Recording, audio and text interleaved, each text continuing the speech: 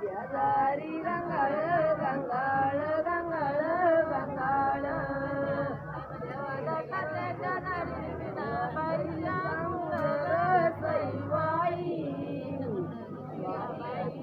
अंघोळ अंघोळ अंघोळ अंघोळ उकळ्या ग सईबाई मारी उकळ्या उकळ्या उकळ्या उकळ्या गणपतीच्या साकळ्या ग सईबाई गणपतीच्या साकळ्या साकळ्या साकळ्या साकळ्या